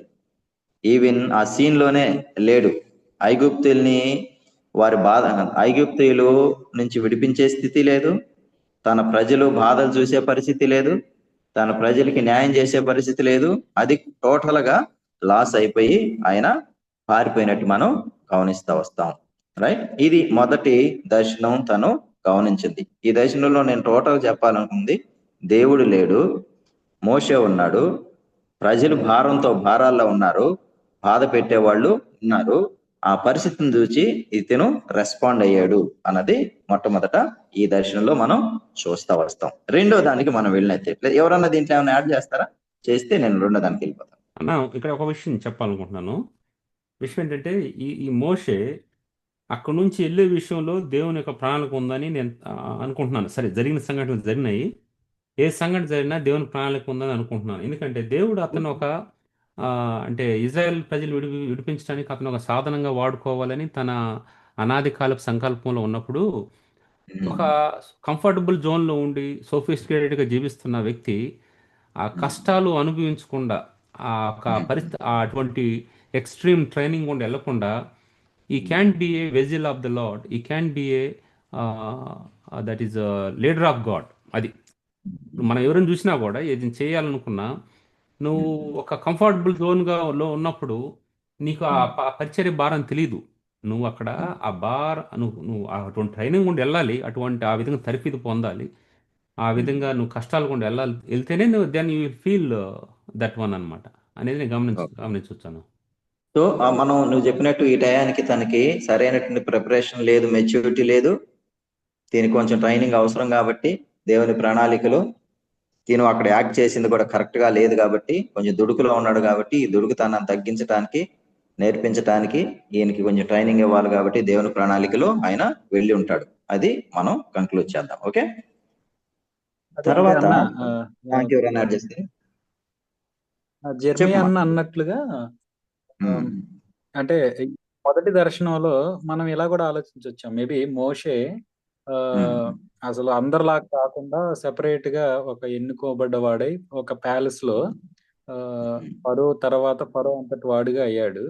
సో ఇన్ జనరల్ గా మనం మనుషులంగా ఆలోచించినప్పుడు ఎట్లా ఆలోచించవచ్చు అంటే దేవుడే అతను అక్కడ పంపించి ఈ ఇస్రాయేల్ ప్రజల భారంలో ఉన్నారు, నెక్స్ట్ కాబోయే ఫరో అతనే కాబట్టి తన అధికారాన్ని బట్టి తనకు ఉన్నటువంటి రాజరిక హోదాని బట్టి ఫ్యూచర్ లో మేబీ విడిపించాలి అనేటటువంటి థాట్ వచ్చి ఉండొచ్చేమో. మేబీ మోషేకి రావచ్చు, లేకపోతే ప్రజలకు వచ్చి ఉండొచ్చు, మనకు తెలియదు. బట్ అలాగా మనుషులు అనుకున్న రీతిగా దేవుడు యాక్ట్ చేయడని చెప్పడానికి ఇక్కడ మనకు ఒక బెస్ట్ ఎగ్జాంపుల్ మోషే తర్వాత అతను చంపటం, భయపడి వెళ్ళిపోవటం, తర్వాత ఒక డిఫరెంట్ ట్రైనింగ్ అనేది 40 years మిద్యాన్ అరణ్యంలో తీసుకోవటం, తర్వాత దేవుడు మరలా పిలవటం, తను అక్కడ ఉండడు అనమాట. సో అదంతా కూడా మేబీ నెక్స్ట్ దర్శనంలో మనం చూస్తామేమో. అంటే మనిషి అనుకునే రీతిగా దేవుడు యాక్ట్ చేయడం అని చెప్పడానికి ఇది ఒక బెస్ట్ ఎగ్జాంపుల్. అవును, నువ్వు అన్నట్టు కరెక్ట్, అది కొత్త న్యూ పాయింట్. అది ఒకవేళ మోజెస్ అక్కడే ఉండి ఫరో ప్లేస్ లో ఒకవేళ మోజెస్ గాని వస్తే అలా కూడా కోరేష్ అనౌన్స్ చేసినట్టు వీళ్ళని రిడీమ్ చేసి విడుదల చేసే అవకాశం కూడా ఉండుండేదేమో, తెలియదు మనకు. లేదంటే ఫరోకి ఆయన లైన్ లో ఉన్న వాళ్ళనే ఇస్తారు. సహజంగా ఈయనకి ఎవరు ఆయన లైన్ లో ఉన్న వాళ్ళనే ఇస్తారు. ఎవరు లేకపోతే మోషేనే బహుశా ఫరో స్థానంలో ఉండేవాడేమో. ఒకవేళ అలా ఉండుంటే కోరేష్ ఎలాగైతే అనౌన్స్ చేసి పంపించాడో ఆ రీతిగా కూడా తిన ప్రజలకి కొంచెం రిలీఫ్ అండ్ రిడెంప్షన్ ఉండేదేమో. అలా కూడా మనం థింక్ చేయదు. ఎనీహౌ తిని మిస్టేక్స్ కొన్ని, దేవుడి యొక్క ప్లాను, తిని మిస్టేక్స్, తిని ఇమ్మెచ్యూరిటీ అన్నిట్లో కూడా దేవుని యొక్క హస్తం, దేవుని యొక్క దీర్ఘశాంతం ప్లాను కొనసాగింపజేస్తూ తన యొక్క లైఫ్ ని అలా లీడ్ చేసినట్టు మనం గమనించవచ్చు. రైటా? ఇంకెవరైనా షేర్ చేస్తే చెప్పండి, లేదంటే ముందుకి రెండో దానికి వెళ్దాం.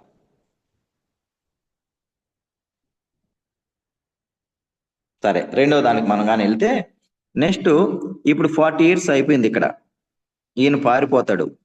రాజుకు తెలుసు, అది రాజాగ్రహాన్ని బట్టి భయపడి వెళ్ళిపోతాడు.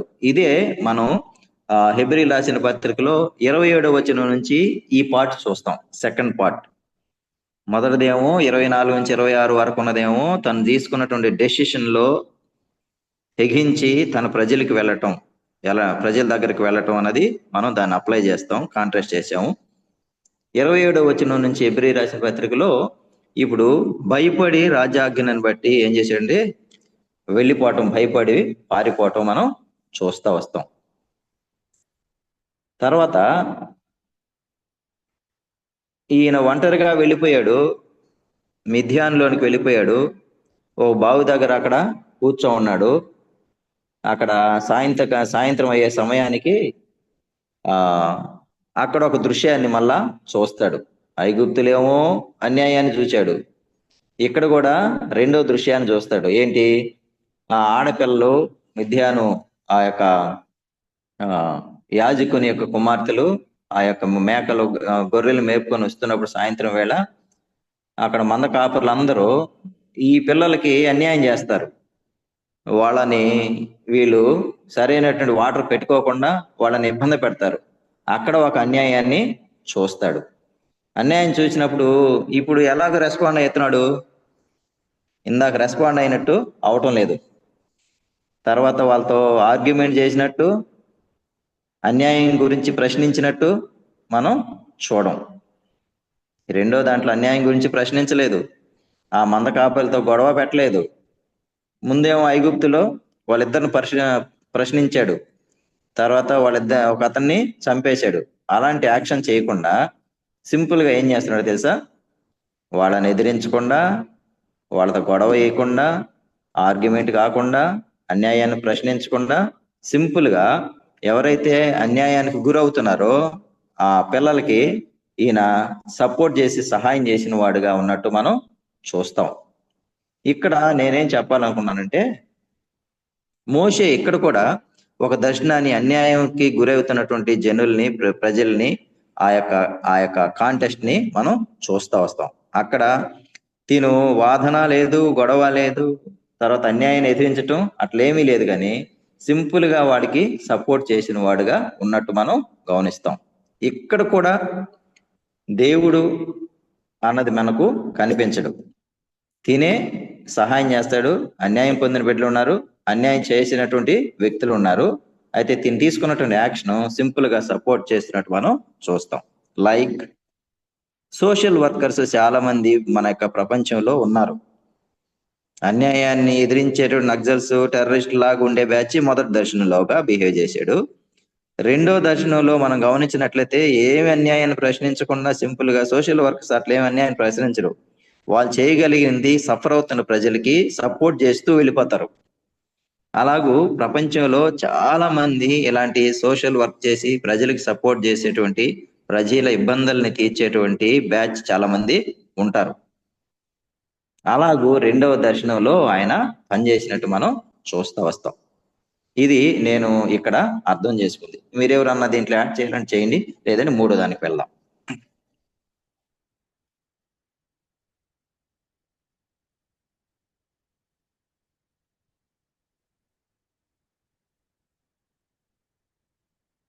రైట్. సో ఈ రోజుల్లో ఇక్కడ మనం మన అప్లికేషన్ ఒకవేళ ఏదన్నా చేసుకుంటే, దేవుడు లేకుండా ప్రజలు సఫర్ అవుతున్నప్పుడు మనం సహాయం చేయొచ్చామో కానీ దేవుని యొక్క పూర్ణమైనటువంటి హోలిస్టిక్ విజన్ అది కాదు, దర్శనం అది అయి ఉండదు అన్నది ఇక్కడ మనం గుర్తు చేసుకుంటాం. బయట ఈ రోజుల్లో అనేక మంది సోషల్ సర్వీస్ చేస్తున్న వాళ్ళందరూ దేవుడి పనే చేస్తున్నామేమో అని అనుకుంటా ఉంటారు. దేవుడు లేకుండానే వాళ్ళు జనరల్ గా చేస్తుంటారు. అలాగూ ఇక్కడ ఆయన పని చేసినట్టు, సహాయం చేసినట్టు మనం చూస్తా వస్తాం. అయితే మూడో దానికి మనం కానీ వెళ్ళినట్లయితే 3వ అధ్యాయంలో ఇక్కడ అంటే జస్ట్ ఉన్న థాట్ అనమాట. ఇప్పుడు వచ్చే పరిస్థితులు అనేది మనిషిని ఎట్లాగా మారుస్తాయి అనేది మనము ఈ యొక్క సందర్భంలో కూడా మనం తెలుసుకోవచ్చు.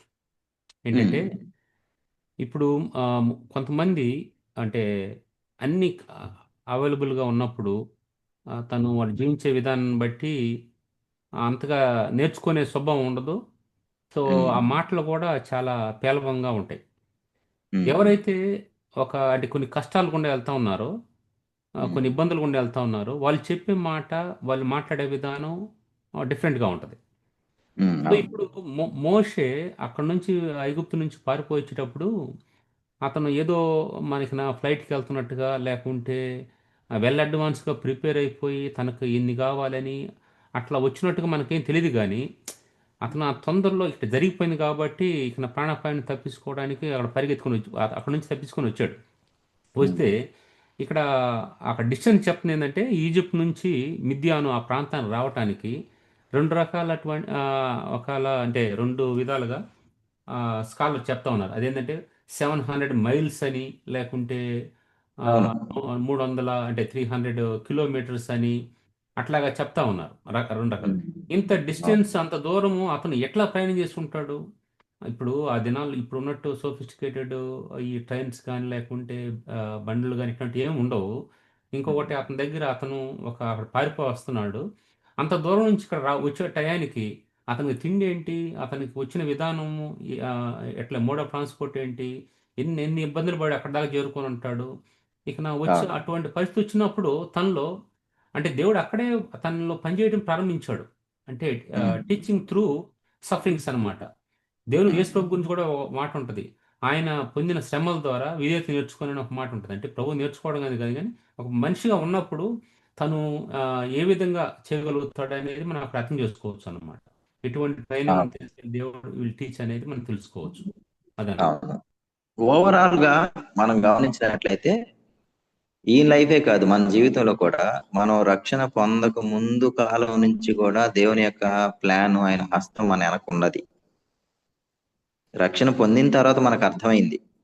రక్షణ పొందక ముందు మనం ఏమవ్వాలి, ఎక్కడ ఏం చేస్తున్నాము, ఎక్కడ తప్పించాలి, అన్ని రకాలుగా ఆయన మన వెనక ఉండి నడిపిస్తా వచ్చాడు. అలాగే మోషేను కూడా నడిపిస్తున్నాడు. అంటే మోషే ఈ యాత్రా జీవితంలో దేవుడు లేడని కాదు, దేవుడు ఉన్నాడు, కానీ దీని ఇష్టానుసారంగా వెళ్తా ఉన్నాడు. దేవుడు ఎక్కడికైతే తీసుకెళ్లాలో ఆ పాయింట్ దగ్గరికి టచ్ చేసే వరకు, తీసుకొచ్చేంత వరకు, ఎరిగేంత వరకు మనం కొన్నిసార్లు ఇలాగే వెళతా ఉంటాం. దేవుడు మనం రక్షించక ముందు, లేదంటే ఆయన ప్రణాళికలు ఫిక్స్ అయ్యే, ఆయన పనిలో ఫిక్స్ అయ్యే లోపల ఆయన మనల్ని మెచ్యూరిటీకి, ట్రైనింగ్కి, ఆయా రీతిలుగా ఆయన అదృశ్యంగా ఆయన వర్క్ చేస్తూనే ఉంటాడు. అలాగే తిని కూడా చేస్తా ఉన్నట్టు మనం చూస్తాం. మూడోది చివరిగా మనం వెళ్తే, మూడోది స్పష్టంగా మనకు ఇక్కడ 3వ అధ్యాయంలో క్లియర్ గా మనకు అర్థమవుతుంది. మోషే అసలైనటువంటి దర్శనానికి మనం వచ్చినట్టు మనం చూస్తాం. లాస్ట్ ఇది 8 years అయిపోతుంది ఇప్పటికి. ఇది 2వ అధ్యాయం వరకు. 3వ అధ్యాయంలో జస్ట్ 8 years దగ్గరికి వస్తున్నాడు. మిగిలినటువంటి 40 years లైఫ్ లోకి వస్తున్నాడు. అప్పుడు దేవుడు ఆయన యొక్క మందం మేపుతూ ఉన్నప్పుడు దేవుని దర్శనాన్ని ఇక్కడ చూస్తాం. దేవుడి దర్శనాన్ని చూస్తాడు. ఆ కొండ మీద దేవ దర్శనం చూస్తాడు. దేవుని స్వరాన్ని ఆయన వింటాడు. తర్వాత దేవుణ్ణి చూడటమే కాదు, మోషే తన అంతరంగాన్ని కూడా దేవుడు, ఆ దృశ్యాన్ని కూడా దేవుడు చూపిస్తాడు. ఇక్కడ దేవుడు తను కనుపరుచుకుంటాడు. ఒక దృశ్యం, దర్శనం. రెండవది వచ్చి తన అంతరంగాన్ని, అంటే మోషే నువ్వు దూరంగా నడువుము, చెప్పులు విడువుము అనంటే దేవుడు పరిశుద్ధుడు అని, నువ్వు మలినంతో ఉన్నాడని చెప్పి తన దృశ్యాన్ని కూడా, తన అంతరంగాన్ని కూడా ఆయన చూపించినట్టు మనం చూస్తా వస్తాం. దేవుడిని చూచాడు, తను చూసుకున్నాడు, దేవుడి యొక్క ఆ స్వరాన్ని విన్నాడు, దేవుణ్ణి ఆయన ఏమై ఉన్నాడో పరిచయం చేయబడ్డాడు. తర్వాత దేవుడే తన ప్రజల గురించి ఆయన దర్శనం ఇస్తున్నట్టు మనం చూస్తాం. ఐగుప్తులో ఉన్న ప్రజల గురించి ఆ దేవుడే మాట్లాడుతున్నట్టు, ఆ ప్రజల్ని ఎవరైతే ఇక్కడ సఫర్ చేస్తున్నారో వాళ్ళ గురించి విడిపించాలన్నట్టు దేవుడు మాట్లాడుతున్నట్టు మనం చూస్తాం. ఈ టోటల్ గా ఈ 3rd దర్శనంలో 4 wings మనం చూస్తాం. ఒకటి వచ్చి దేవుడు, రెండోది వచ్చి మోషే తన అంతరంగాన్ని చూపిస్తున్నాడు, దేవుణ్ణి చూపిస్తున్నాడు, దేవుని స్వరాన్ని వినిపిస్తున్నాడు, మోషేని చూపిస్తున్నాడు, అలాగే సఫర్ అవుతున్నటువంటి ప్రజల్ని చూపిస్తున్నాడు, సఫర్ చేస్తున్నటువంటి ప్రజల్ని చూపిస్తున్నాడు. తర్వాత వారిని విడిపించాలి అని కాలింగ్ ఇస్తున్నట్టు మనం గమనిస్తా వస్తాం. ఇది అసలైనటువంటి దర్శనం. పీక్ స్టేజికి వచ్చాడు, అసలైనటువంటి దేవుడు ఉద్దేశించినటువంటి స్టేజికి వచ్చినట్టు మనం గమనిస్తా వస్తాం. ఇక్కడ మనం ఒకసారి గమనించినట్లయితే మోషే ఈ దేవుడు ఈ 80 years దేవుడు వచ్చిన తర్వాత 80 years తర్వాత మోషేని అసలైనటువంటి దర్శనం ఇచ్చి మెచ్యూరిటీ తీసుకొచ్చి ట్రైనింగ్ ఇచ్చి ఇంకా లాస్ట్ స్టేజ్లో లాస్ట్ 40 years లో అసలైనటువంటి హోలిస్టిక్ దర్శనాన్ని ఇచ్చి దేవుడు చక్కగా వాడుకున్నట్టు మనం గమనిస్తా వస్తాము. ఇక్కడ నేనేం చెప్పాలనుకున్నానంటే, దేవుడు ఒక వ్యక్తిని తన జీవితంలో ఆయా రకాలైనటువంటి స్టేజెస్ ద్వారా ఆయన అసలైనటువంటి ప్రణాళిక ఆ వ్యక్తిలో ఉన్న వ్యక్తి ఎడలో ఉన్న,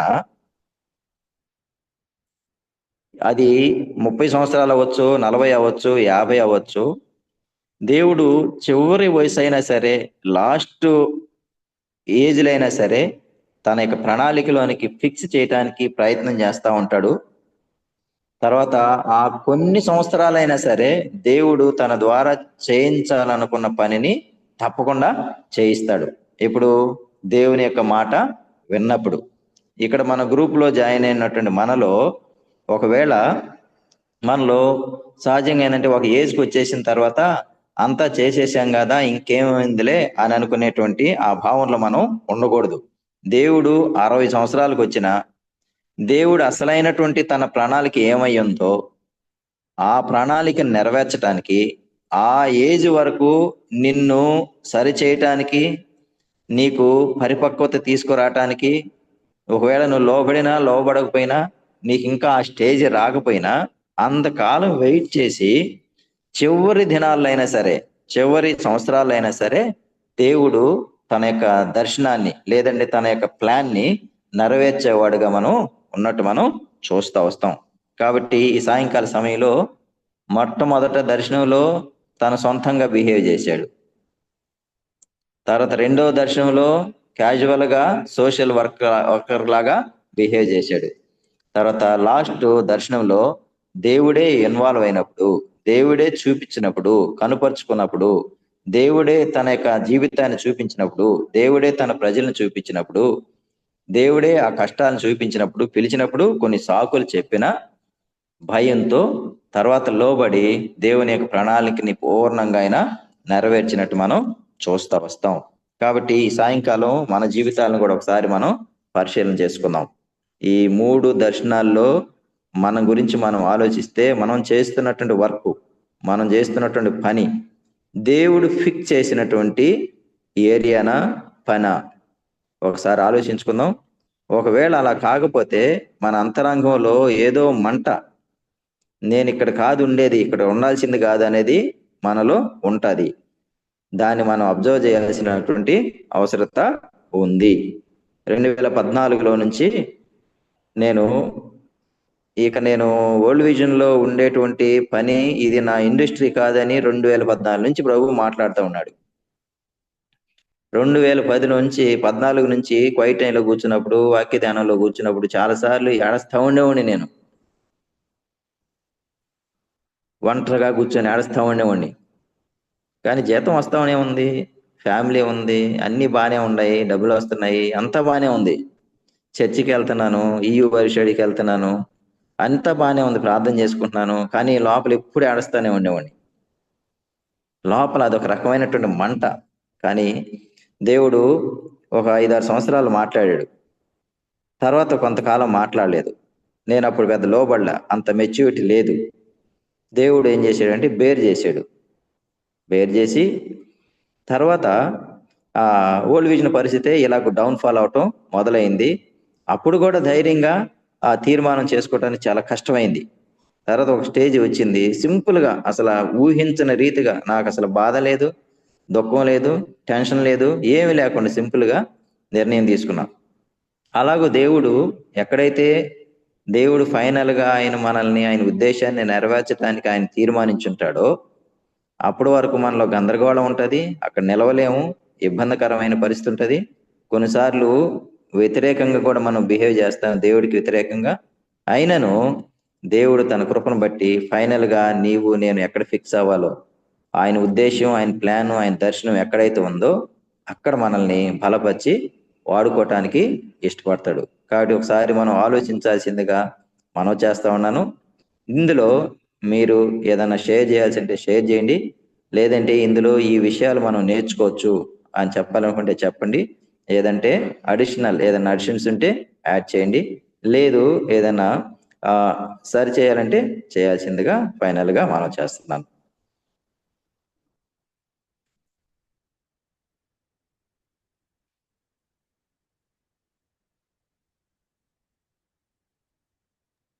అన్నా ఇక్కడ ఒక థాట్. చెప్పమా. ప్రభు ఎవరినైనా కూడా వాడుకోవాలి అన్నప్పుడు ఫస్ట్ తన్ని తన ప్రణాళికలోకి, అంటే తను అట్లాగా అంటే కొన్ని పరిస్థితులు అనుమతించి తను ముందు అప్పుడు యోగ్యునిగా చేస్తాడు అతన్ని వాడుకోవడానికి. సో ఇప్పుడు ఇతనికి అంతఃపురంలో ఉంటే, ఇప్పుడు యేసుప్రభుగానే ఉండి మనుషుల్ని వాళ్ళని విమోచించవచ్చు, కానీ ఆయన మనిషిగా వచ్చి శ్రమలు అనుభవించి రక్తం కార్చి అటువంటి చేసినప్పుడే సో మనిషికి దగ్గర నుంచి ఒక ప్రశ్న రాదు, అయ్యా నీకేమి, నువ్వు దేవుడివి, మేము మనుషులమి, మా బాధ నీకేం తెలుస్తుంది అన్న ప్రశ్న రాదు. ఆయన వచ్చి మనిషిగానే ఉండి ఉండి పాపం లేనివాడుగా ఉండి తను ఆ విధంగా అంటే ఒక ఎగ్జాంపులరీ లైఫ్ జీవించి చనిపోయి తిరిగి లేచాడు. ఓకే, సో ఇక్కడ మనం ఈ విషయాన్ని చూసినప్పుడు మనిషి అదే మోషన్ వాడుకోవడానికి ముందు దేవుడు కూడా అతన్ని ఒక కంఫర్టబుల్ జోన్ నుంచి వాడుకోవడానికి ప్రభుత్వం కాదు. అక్కడ ఈ should know what is the pain. ఒక కామన్ మ్యాన్ పెయిన్ తెలియాలంటే ఆ కామన్ మ్యాన్ ఎక్కడ ఉంటేనే మనకు తెలుస్తుంది. సో అట్లాగా దేవుడు అతన్ని ఒక భయంకరమైనటువంటి ట్రైనింగ్ కూడా తీసుకెళ్ళాడు. అక్కడేమో అంతఃపురంలో ఉండేవాడు, ఇక్కడేమో డేరాల్లో ఉంటా వచ్చాడు, అక్కడేమో ఎంతోమంది అతనికి సర్వ్ చేసేవాళ్ళు, ఇప్పుడు ఇతను వేరే వాళ్ళకి సర్వ్ చేసే పరిస్థితి వచ్చేసింది. అక్కడేమో అతను చాలా మంచి బెడ్స్ మీద అంత సుఖవంతమైన జీవితం జీవించేవాడు, మంచి మంచి ఆహారం తీసుకునేవాడు. ఇక్కడ అంతా కూడా చాలా వెళ్ళిపోయిన రొట్లు ఇట్లాంటివన్నీ బహుశా చాలా కష్టమైన జీవితం జీవిస్తూ వచ్చాడు. ఇంత ట్రైనింగ్ వెళ్ళినప్పుడే దేవుడు అతన్ని అంటే వాడుకోవడానికి ఇష్టపడ్డాడు. సో అది ఈవెన్ ఇప్పుడు మన ఇది క్రిస్టియన్ కుటుంబాలు చూసినప్పుడు తండ్రులు ఎంతగా కష్టపడి ఎట్లా వచ్చారో వాళ్ళు ఉండే ఎఫెక్టివ్నెస్ వేరు, తర్వాత పిల్లలు వచ్చినప్పుడు వాళ్ళలో ఉండే క్రీస్తు కొరకు ఉండే ఎఫెక్టివ్నెస్ డిఫరెంట్. ఎందుకంటే ఈ తల్లిదండ్రులు ఆ పిల్లలు కష్టపడటానికి ఇష్టపడరు, ఏదైనా పరిస్థితులు వచ్చినా కూడా వీళ్ళు ఎక్కువగా అయిపోయి వాళ్ళని కొంచెం చాలా కంఫర్టబుల్గా పెంచినప్పుడు రేపు వాళ్ళు కూడా ఎదుర్కోలేరు. ఇట్లాంటి చాలా ఉన్నాయని చెప్పడానికి టైం లేదు కాబట్టి ఇంతవరకు క్లోజ్ చేస్తాను. థ్యాంక్ యూ అన్న. చివరగా మనం మన జీవితాలను కూడా ఒకసారి ఈ మోజెస్ లైఫ్ వెలుగులో పరిశీలన చేసుకుందాం. మోజెస్లో చాలా పాజిటివ్ విషయాలు మనం అందరం షేర్ చేసాం, కొన్ని నెగిటివ్ విషయాలు కూడా మనం షేర్ చేసుకున్నాం. మోషే యొక్క బేస్ దర్శనాన్ని మనం చూస్తూ వచ్చాం. తన దర్శనంలో తనకై ఆ భారాలని చూచాడు, తెగించి వెళ్ళాడు, కానీ తన రియాక్షన్ మాత్రం ప్రాపర్గా లేదు. తర్వాత రెండో దాంట్లో ఒక సోషల్ వర్కర్ లాగా ఆయన ఆ యొక్క బాధను చూసినప్పుడు వర్క్ చేసి సపోర్ట్ చేసాడు, కానీ ఫైనల్గా దేవుడు ఆ ట్రైనింగ్ అంతా ఇచ్చి దానికి రైట్ టైం వచ్చినప్పుడు రైట్ టైంలోనే దేవుడు దర్శించి దేవుడిని కనుపరుచుకొని దేవుని స్వరాన్ని వినిపించి మోజెస్ యొక్క అంతరంగాన్ని కూడా చూపించి సఫర్ చేస్తున్న ప్రజలను చూపించి ఏం చేయాలో అన్నది చెప్పి అప్పుడు తన ప్రణాళికని దేవుడు మొదలుపెట్టినట్టు మనం చూస్తాం. మన ప్రభువు కూడా 30 సంవత్సరాల వరకు చక్కటి ట్రైనింగ్ పొంది చక్కగా జీవించిన తర్వాత 30వ సంవత్సరంకి వచ్చిన తర్వాత బాప్తిస్మం ఇచ్చి యోహాను ఇన్ప్రిజన్ అయిన తర్వాత వెంటనే పరిచర్యలోనికి వచ్చాడు. అప్పుడు లోపల పెద్ద తొందరపడలేదు. ఒకవేళ మోసెస్ లైఫ్లో 8 years అయిపోయినాయి అనుకున్న దానికి ఆయన అంత తొందరపడాల్సినంత అవసరమే లేదు. కానీ రైట్ టైం వచ్చినప్పుడు దేవుడు కరెక్ట్గా పిలుచుకొని వాడుకునేవాళ్ళలాగా మనం చూస్తాం. మన జీవితాల్లో కూడా హడావుడి ఏం చేయాల్సిన అవసరం లేదు. ఎవరి టైం అంతా అయిపోతుంది, మొత్తం నేను ఎరగదీసేస్తానని పరిగెత్తాల్సిన అవసరం లేదు.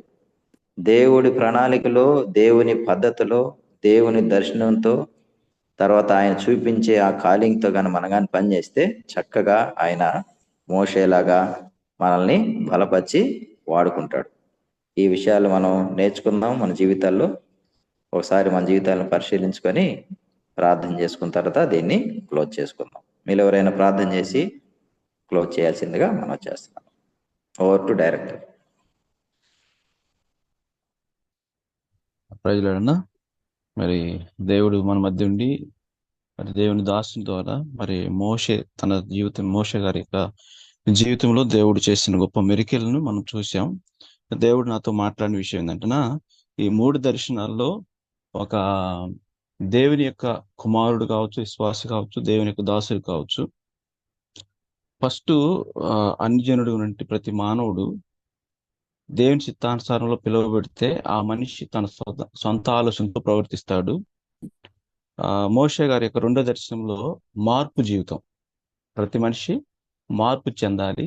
ఆ మార్పు జరిగిన తర్వాత పవిత్రమైన మార్పు, పరిశుద్ధమైన మార్పుకి దేవుడు తీసుకొచ్చి దాని పరిచర్య జరిగిస్తాడు అనేటువంటి గొప్ప సత్యాన్ని నేను దేవుని యొక్క మాటలతో తెలుసుకున్నాను. మరి గొప్ప సంతోషకరమైన విషయము. దేవుడు మిమ్మల్ని బలంగా వాడుకున్నందుకు మీ పరిచర్యలు కూడా దేవుడు సహాయం చేయాలని ప్రార్థన చేసుకున్నాను.